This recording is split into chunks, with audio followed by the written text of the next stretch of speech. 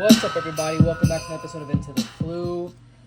In today's episode, I'm going to show you some pretty cool items that I recently received while on a trip that I took. But before I do that, take a look at this gorgeous piece right here. For those of you who don't know or you're new here, this is a playmat that was long in the making. This playmat is kind of the only true playmat dedicated to the Harry Potter trading card game that was illustrated by one of the illustrators from the game, Keith Garlitz. So over the years, Keith and I have stayed in contact. We've been able to communicate a lot about the game, and I commissioned him to do this piece of art. So this is an actual painting that he did, and I'm going to do a whole video on the painting itself and a couple of the sketches that he made. But this was commissioned by me 100% to make as a playmat for the game. And since I was going to do that for myself, I thought, why not involve everybody else in the community? So for those of you who were involved in it, at the time of this video, I think everybody has received their package with the playmat, but if not, it's on its way. And there are a couple extra, because if you weren't involved in the drama of the playmat, then you'll know that the original company that I was going to use had some issues, some technical issues, and so with that I had to find a whole another company, and it was just this huge problem. But I'm happy with it. I think it's so beautiful how it turned out, and that's his signature there, and then the logo for the channel right here, because we collaborated on that. So anyway, because I had to change companies, I needed to change my minimum order, which means I have a couple left over. Once I received it, I decided to keep 2 for myself because they're just gorgeous. And anytime I do a game with somebody, I want them to use the mat. So with me taking an extra one for me, there's still a few left over. If you're interested, then please let me know. Otherwise, the more the merrier. So there are a couple little Easter eggs, as they say, that's in this painting here and the playmat that you'll be able to see up close. But this is just gorgeous, right? Like Hagrid and his details, and Harry and Hermione. We got the centaur over here, and we've got some other things going on. But without any further ado, I want to show a few other items. So I recently returned from France, where one of my best friends lives, and he was also a collector of the Harry Potter trading card game, and he gifted me quite a few items. So shout out to Alex for that. And I'm going to show you a few of them. So this here, Lotus Noir, is a French gaming magazine, and the reason, very, very similar to like Cartifact, the German gaming magazine. So this is a couple of them, and what I love about these magazines is that they shed so much light on the game and where it was during its peak. So from 2001, this one here is October 2001 down here, and this is February 2002, and then we've got one right here from December of 2001. So, you know, they not only shed light, but there's also a few that have images of beta cards, etc., and we found that mostly in the German ones, not so much in these here, but I'm sure some of the Lotus Noir editions or the issues have them. So let's take a peek. So we've got Harry Potter right here on the cover, 82. We got page 82. I just love these old school gaming magazines so much. I'm not mad at that. I know you're not either. All right, so of course, Magic the Gathering. Magic the Gathering is everywhere, everywhere, everywhere. But if we keep flipping, and so is Pokemon, of course, we've got Harry Potter. So, you know, like I said, it's one of those things that just kind of sheds light on where the game was at the time. These are different decks, of course.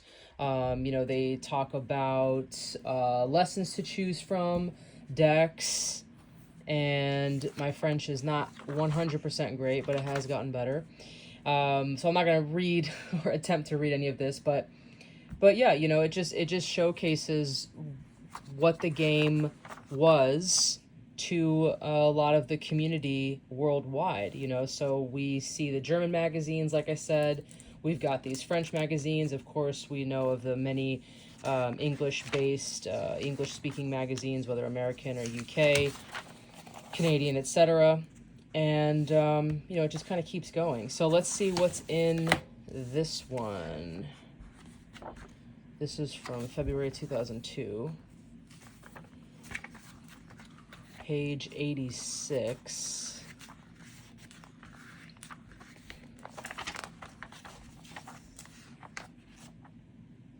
Here we go.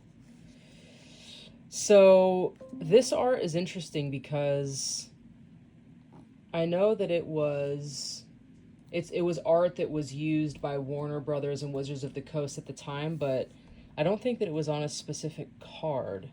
I just like to see the art that's been used because a lot of the art, as we know and as we've talked about on this channel, a lot of it is kind of reused art from Warner Brothers specifically, not necessarily Wizards of the Coast, because as everybody knows, those were two very separate entities. And so you see a lot of the art that was drawn or illustrated, painted specifically for the game, and then you see some of the art that's been remade from something else. You know, like we've got this art right here.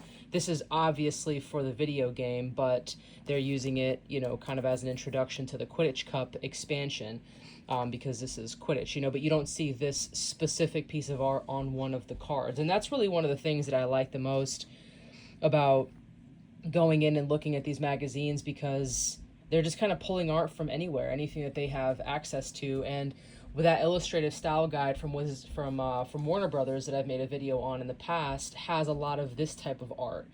The art that was put on towels and clothing and toys and, you know, all of these kinds of things that you don't see on the card game itself, but you see it used elsewhere. And I don't know, it's really interesting.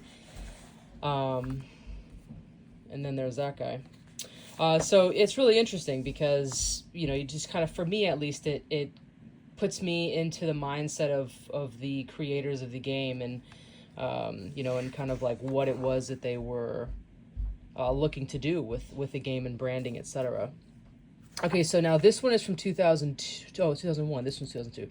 This was 2001, December, towards the end of the year. And so we've got Harry Potter here, the film. This is the Harry Potter trading card game art that we've got in there, kind of cut off. A page might be missing because... Also, doesn't it look like this guy is fighting Devil's Snare? Is that what's going on here?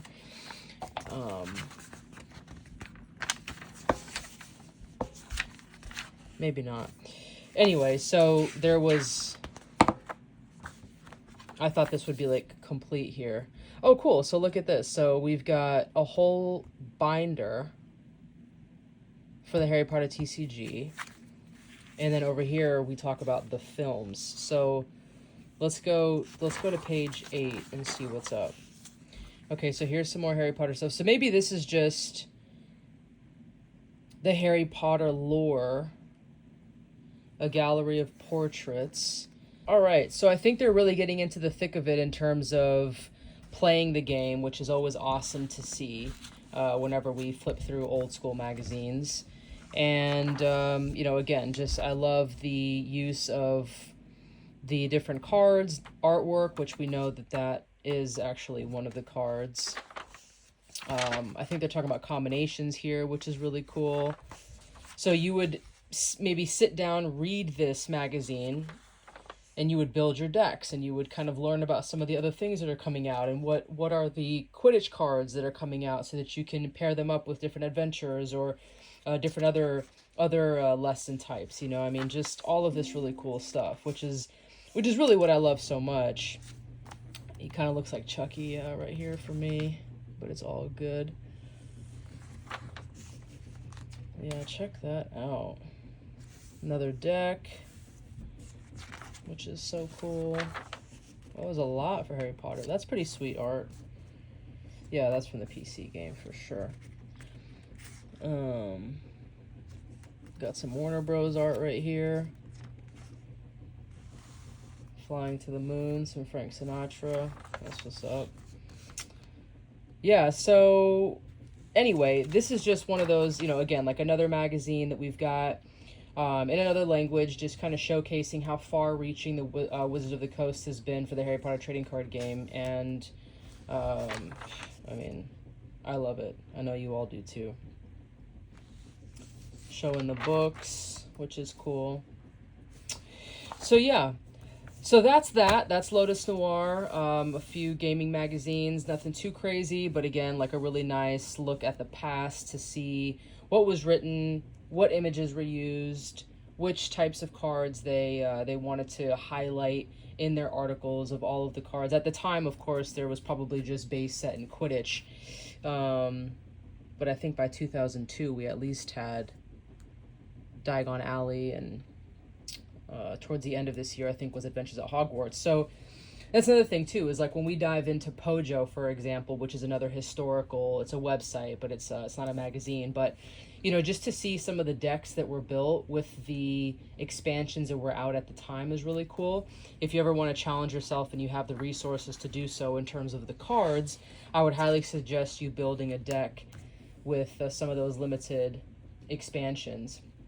And if you're a subscriber or a reader of the Into the Flu magazine, there's a few collaborators who have written in the magazine, and one of them being from Russia. He had limited resources in terms of cards that he could use, and so being able to build decks, he talks a lot about that. So if the Into the Flu magazine is something that you would like to get your hands on, then feel free. This is the magazine dedicated to the Harry Potter trading card game, designed and written by me, but there are, of course, a lot of other people in the community who have been able to contribute, and it's been a really fun project, something that I'm passionate about, something that I really enjoy, and it's kind of my way of bringing this type of magazine to 2025 and beyond. And it might not be dedicated specifically to trading card games, all trading card games, but it is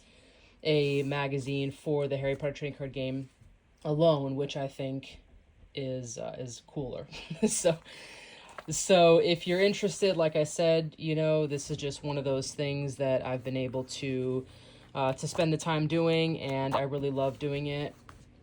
And if you want to contribute, you're more than welcome to do so as well. You can hit me up on her at Harry Potter Morrissey on Instagram. You can join the Discord, and I'll leave a link below, and we can talk about your contributions. A lot of people have been able to hit me up, and they've added their own columns in here, and I just edit them and add them, and it's really fun. You know, it's a magazine that I created, but it's not just mine. It belongs to the community as long as you want it to. So if you want to be a part of that, let me know.